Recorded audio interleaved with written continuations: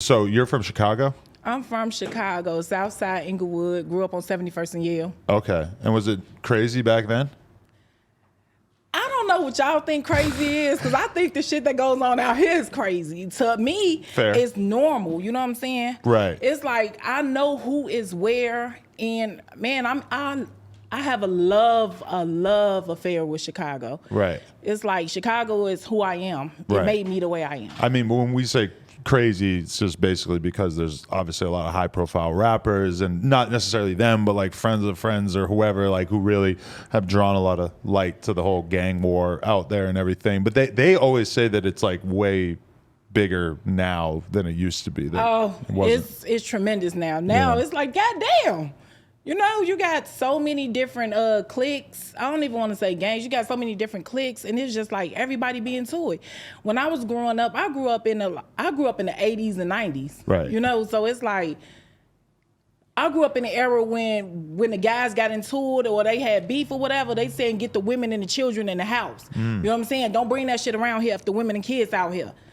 Now, shit, they gonna blow you down with your kid. Right. They gonna shoot the grandma and the shorties. What So was it's it like when you were going outside when you were a kid? I was the dirtiest little girl.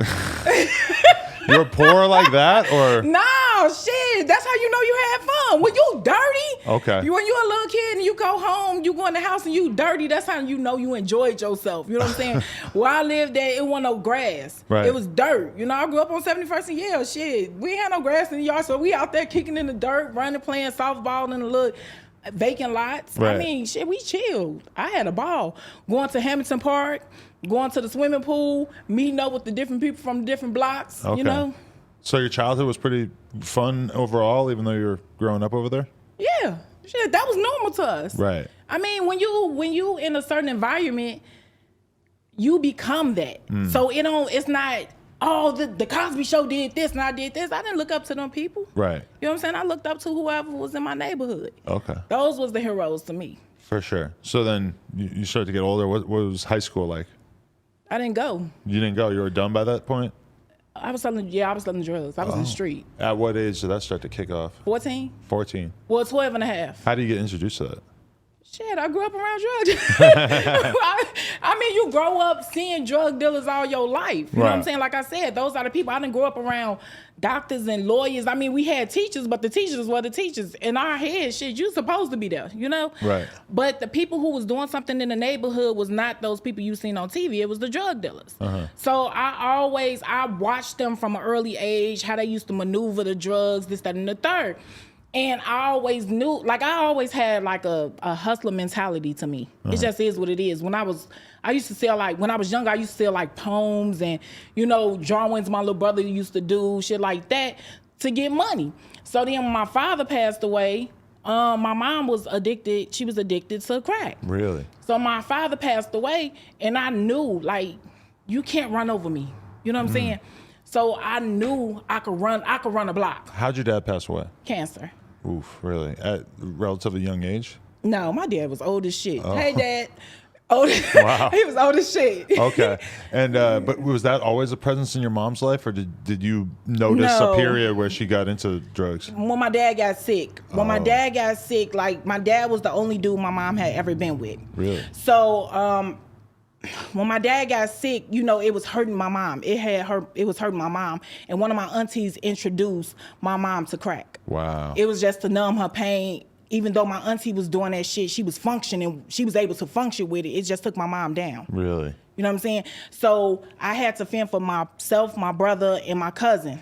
We had a cousin with us at the time. And it's like, shit, it was just every man for himself. My mama was out there doing whatever she was doing, and I was holding down the fort with myself, my brother, and my cousin. Right. So And- it was just on some straight survival shit for when you started selling drugs? Like you literally had to put money on the table to eat? No, it was both, shit, both. And then it became to a point I became a savage with it. Like I don't like nobody doing nothing to me. You know what I'm Right. saying? So, okay, my brother didn't gangbang. I did enough gang banging and everything, so my brother didn't have to. But you formally joined a gang early in your life, or how did that go? What I used to do, I used to be a Bonecrusher for the GDs. Okay. You know what I'm saying? But I was not GD. Describe a Bonecrusher. when I'm going to whoop bitches. What? So if a bitch needed her ass beat, you were just gonna hold it down? If a bitch needed her ass beat or some shit popped off and was out of hand, I was already violent. You know what I'm saying? I was already violent. So they, hey, Pooh, my nickname is Pooh. Hey, Pooh, they hollering up at the porch. You know what I'm saying? Hey, check it out. And me and my little crew, we gone. But how were you able to be in that environment and not actually have to officially squad up with a gang or anything? Don't they usually, like, they want everybody to kind of pick a loyalty at some point, right? Well, no. No. I'm saying whatever neighborhood you in, if you grew up in that, you know, it's your friends and shit. So I grew up in that, but I was not GD. Okay. And I love them with all my heart, but I'm not GD. Right. So what kind of drugs are you selling? Crack, heroin. Really? Mm-hmm. And did it occur to you at that age that this was having a very significantly negative impact on the community and the people around you? Because, I mean, you're seeing that happen to your mom, right? I didn't give a damn. Really? I didn't care. You know what I'm saying? I knew my mom was getting high, but I wasn't getting high. My mom was getting high and she wasn't providing for myself, my brother, or my cousin, which his mom was getting high too. I have to do what I have to do. I'm a kid. I can't go and say, let me get this job over here, this, that, and the third. I was doing hair in the neighborhood, but I had to do what I had to do to take care of us three. Right. You know what I'm saying? Did I care about the effect that it had on the community? No. You weren't afforded the privilege of even being able to care about that because it was so life and death for you at that point. No, I gotta be honest right? with you. I don't care now. You know what I'm saying? Everybody has to take responsibility for their own actions. Right. If you choose to get high, I choose to sell you the drugs. Right. It just is what it is. I mean, the CEO of McDonald's probably doesn't really have a hard time sleeping at night, right? Who you telling? I mean, More grease, please. The McDonald's is killing you a lot slower than the crack. But you could eat a reasonable amount of McDonald's, and you could eat, do a reasonable amount of crack.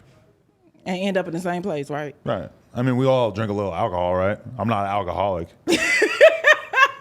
I don't drink. But I know people who've had, I don't really drink either, but I can have a few drinks. There's been time periods in my life where I drank a lot.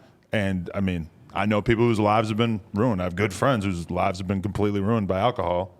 I mean, it's all about how you can handle your shit, I guess, right? I guess. I don't, listen, everybody got their own poison. You know what I'm saying? So whatever people choose to get into, that's on them.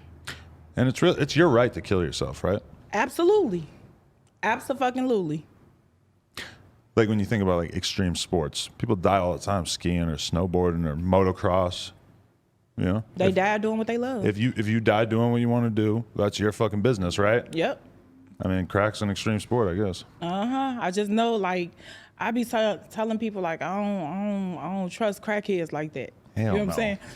I'm sure you've seen a lot of reasons to not trust a crackhead. And people like, well, you gotta have compassion. I don't gotta have shit. That's not what, I'm not Jesus. No, if I don't trust you, I don't trust you. I'm not finna give a crackhead $100 bill and think they're gonna bring my fucking change back. Right. You know what I'm saying? You can do it. And then you let me know the results. And if he runs off on you, I mean, whose fault is it? It's This your fucking fault. drug-riddled crazy guy, or is it your fault for making a bad decision, Yeah, and people like, well, what happened to you in your life that you don't trust crackheads? Life, shit. Right. Life. If you do trust the average crackhead, then clearly you just need some more life experience. Listen, I trust them to wash a car. Right. I trust them to be who they are, but shit. Right. I mean, every crackhead has somebody that loves them. You know what I'm saying? I fuck with you, but I don't trust you. And it's just that simple. So do you think that you are always going to have this sort of like alpha male boss bitch personality, or do you think that you developed that because you were thrust into this position where you have to take care of all these people? No, it's just me. I don't even think I'm a alpha male boss bitch, none of that. That's what the world put off on me. I just think I'm Cece. I'm just plain Cece. I don't let other people's opinion affect my life. Okay, guys, we want to thank you so much for getting us to 100,000 subscribers right here on the Clips channel. If you want to support, please click that subscribe button. We're trying to get to 200K. Thank you so much.